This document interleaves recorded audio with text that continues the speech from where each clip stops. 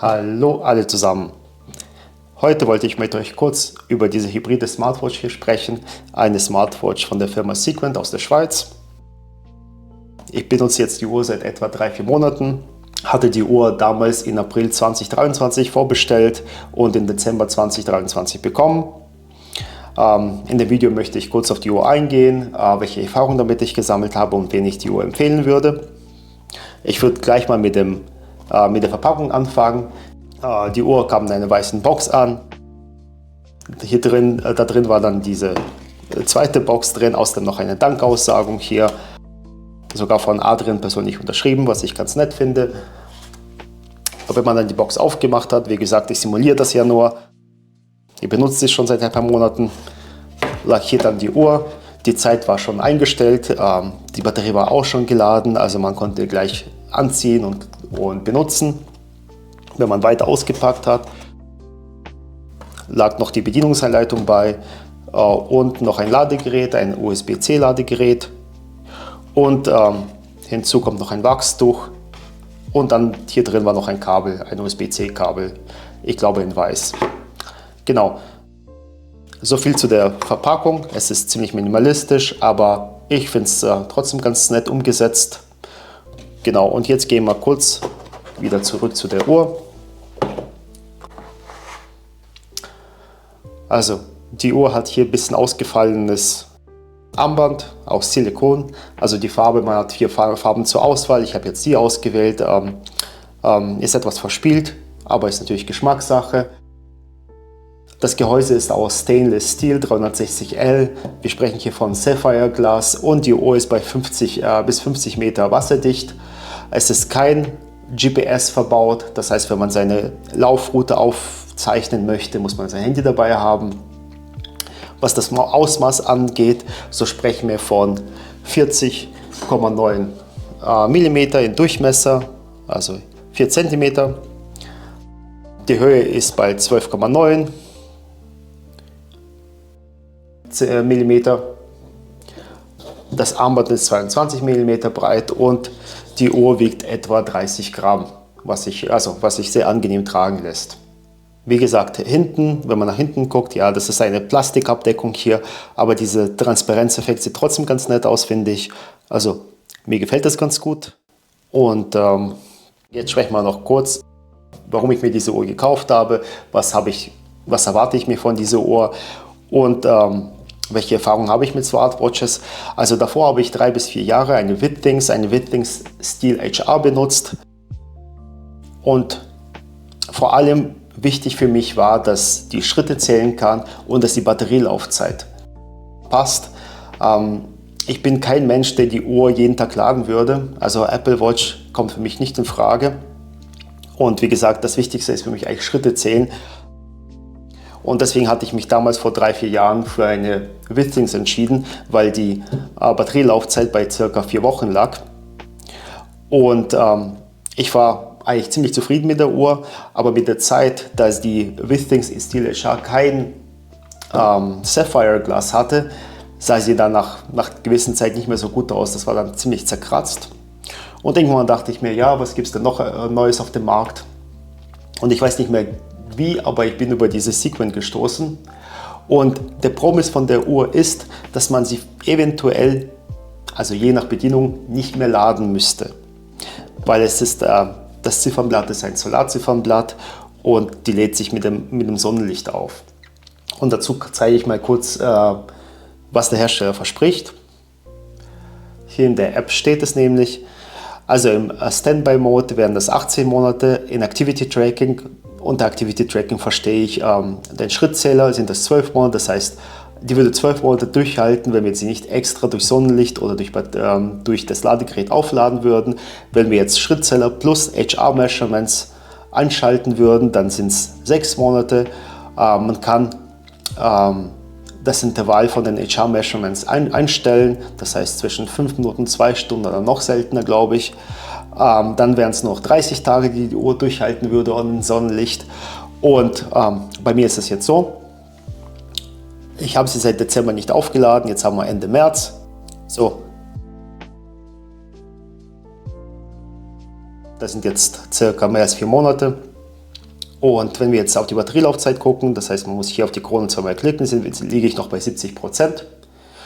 Und deswegen bin ich ziemlich zuversichtlich, dass ich dieses Jahr nicht mehr auflade, weil demnächst kommt ja der Sommer. Und dann will sie sicherlich wieder ziemlich schnell 100% erreichen. Wie schon in der App steht, bei mir ist das hier diese dritte Option eingestellt. Ich habe auch, die Herzfrequenzmessungen sind nicht so wichtig für mich. Und ich habe 2-Stunden-Intervalle eingestellt. Wie gesagt, bis jetzt nur 30% verbraucht, finde ich super. Ja, da bin ich zuversichtlich, dass diese Angaben eingehalten werden. So, jetzt sprechen wir noch kurz darüber, wie man die Uhr bedient. Also erstmal, hier auf der linken Seite sieht man diese Anzeige von 0 bis 100. Jetzt ist es bei ca. 90, das heißt, wie viele Schritte man heute schon gesammelt hat, je nachdem, was man in der App eingestellt hat. Hier auf der rechten Seite sieht man eine Anzeige von 0 bis über 200. Damit zeigt die Uhr, welchen Puls man hat. Also man führt eine Herzfrequenzmessung durch. Wie ich schon davor gezeigt habe, wenn man hier drauf drückt, zweimal, dann sieht man, wie viel Batterie noch übrig geblieben ist. Wenn man hier auf die Krone einmal klickt, dann leuchtet hier oben kurz eine blaue LED auf. Das bedeutet, dass die Smartwatch sich versucht, mit dem Smartphone zu verbinden. Es ist nämlich so, dass sie nicht ständig mit dem Smartphone kommuniziert, sondern wenn man die App wenn man die App auf dem Smartphone aufmacht, dann muss man hier einmal drauf drücken und dann synchronisiert es.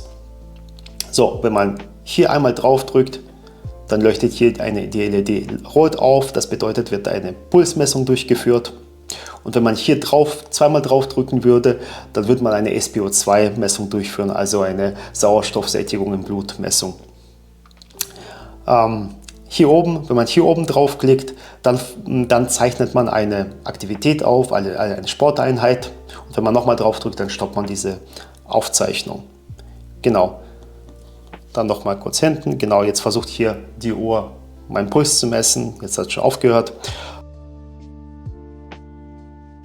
Aber wie gesagt, das ist schon alles an Funktionalität. Man kann zusätzlich noch Schlaftracking durchführen, aber man kann keine Messages anzeigen lassen. So, das ist so viel zur Bedienung der Uhr. Jetzt sprechen wir noch kurz über die App.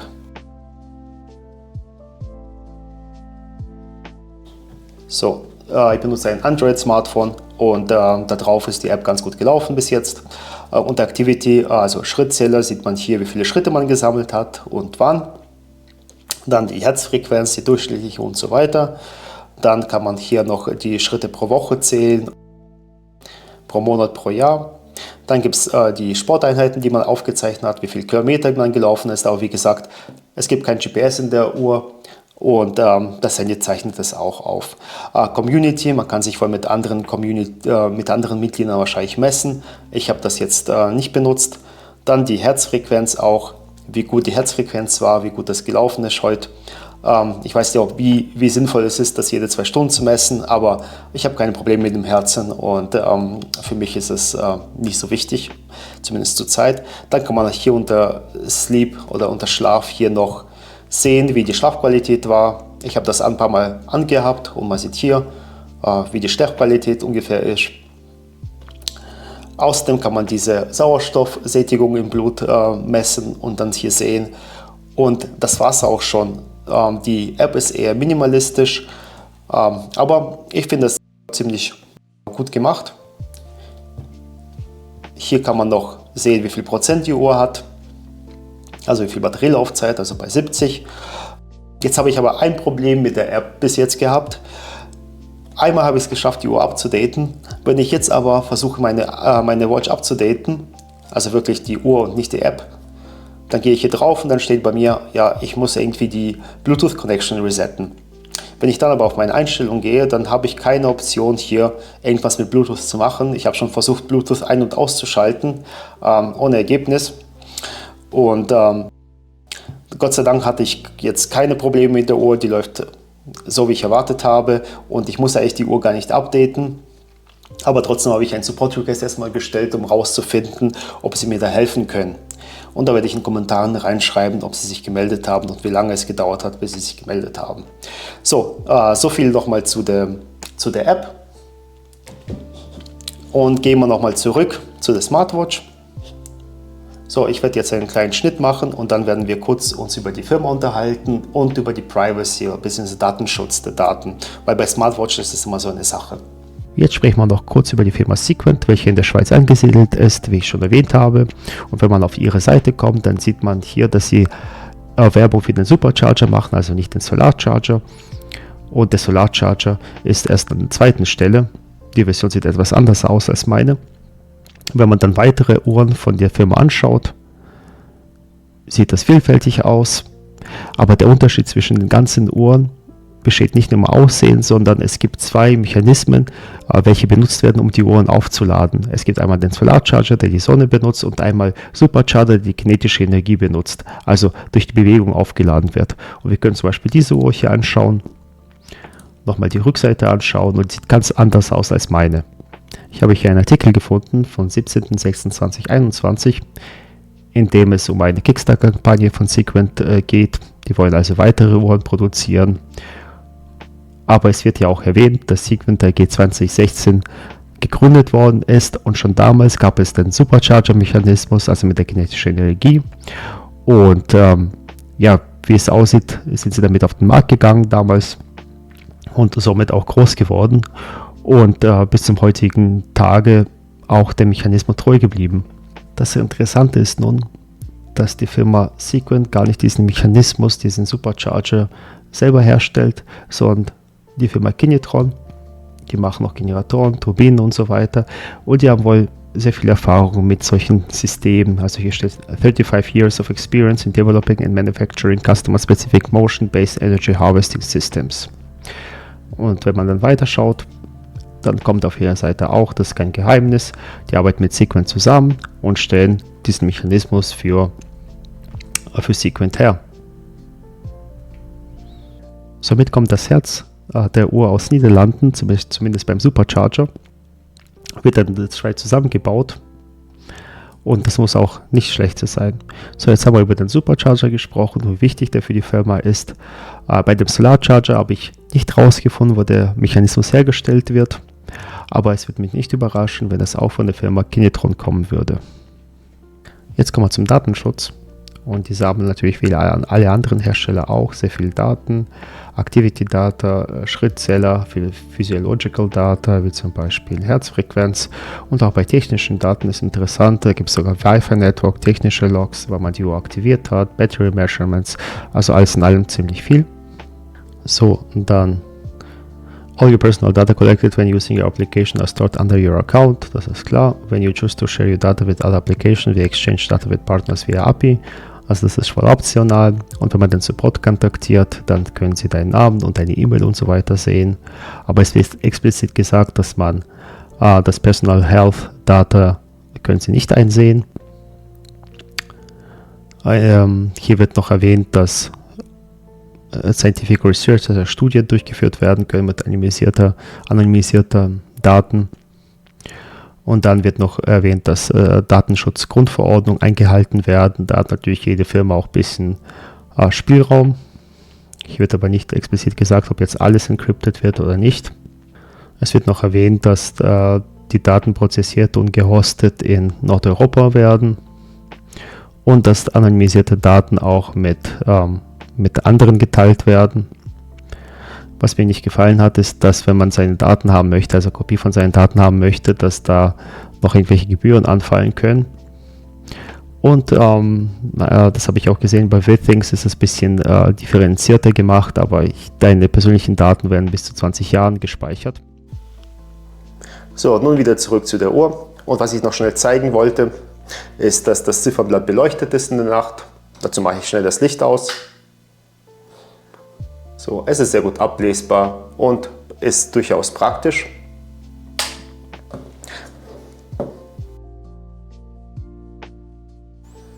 Bevor wir mit dem Fazit weitermachen, wollte ich euch noch kurz bitten, zu dem Channel zu subscriben. Das war jetzt mein erstes Video und ich würde mich natürlich über Feedback, Likes oder Subscriptions sehr freuen, denn ich habe noch ein paar weitere Ideen für weitere Videos. So, nun kommen wir auch schon zum Fazit. Ich finde die Uhr sehr gut verarbeitet, das gefällt mir sehr gut. Was die Funktionalität angeht, so erfüllt es vollkommen meine Bedürfnisse. Ich würde jedoch die Uhr nicht als eine Smartwatch bezeichnen, sondern als einen hybriden Fitness-Tracker. Was ich mir jedoch von Funktionalität her wünschen würde, es wäre eine Datumsanzeige hier und eine Weckerfunktion. Das gab es bei Withings. Die Uhr hat also am Morgen vibriert, wenn man sie eingestellt hat. Das fehlt. Aber wie gesagt, das reicht für mich vollkommen aus an Funktionalität bis jetzt. Was die Privacy angeht, so hat mich Sequent jetzt nicht beeindruckt. Ich finde, das könnte alles nochmal ausführlicher dargestellt werden, ob die Daten jetzt alle encrypted sind und so weiter. Mein Ansatz ist jedoch digitaler Minimalismus. Ich versuche nicht so viele Daten zu teilen und wenn ich teile, dann nicht alle Daten in einen Korb zu legen. Somit überlege ich mir auch hier bei der Sequent die Herzfrequenzmessung komplett auszumachen. Dann würde ich nur noch die Schritte mit dem Sequent teilen und das ist vertretbar. Daraus können Sie nicht so viel auf meine Person schließen. Aber es ist allgemein schwer, eine Privacy-Smartwatch oder Fitness-Tracker zu finden, der nicht mit dem Server kommuniziert. Was die Konkurrenz betrifft, da habe ich mir natürlich überlegt, auch die Supercharger zu kaufen, die ich davor vorgestellt habe. Die würde dann 150 € mehr kosten. Aber ich habe mich hauptsächlich dagegen entschieden, was das Gehäuse etwas größer war. Wir sprechen hier von 42 gegen 40 mm Durchmesser. Die wäre auch ein bisschen dicker gewesen. Also nicht 12,9, sondern 14,2. Und der einzige große Vorteil von dem Supercharger wäre, dass ich sie wirklich nie mehr ans Aufladen denken müsste. Und dieses Kompromiss für 150 €, dass ich mal diese Uhr hier einmal im Jahr aufladen muss, das ist für mich vollkommen in Ordnung und reicht auch aus. Dann gibt es natürlich die ScanWatch Horizon von Withings. Die kostet ungefähr gleich. Aber wie gesagt, ich habe schon eine Waage von Withings und da möchte ich nicht alle Daten in einem Korb haben. Und gleichzeitig hätte ich bei Withings auch wieder das gleiche Problem, dass ich einmal im Monat aufladen müsste. Das wollte mich ersparen. Und für mich sieht diese Uhr etwas schöner aus und ist einfach seltener anzutreffen. Und deswegen bin ich bis jetzt mit meiner Entscheidung sehr zufrieden. Und somit kommen wir zum Ende des Videos. Vielen Dank fürs Zuschauen und bis zum nächsten Mal.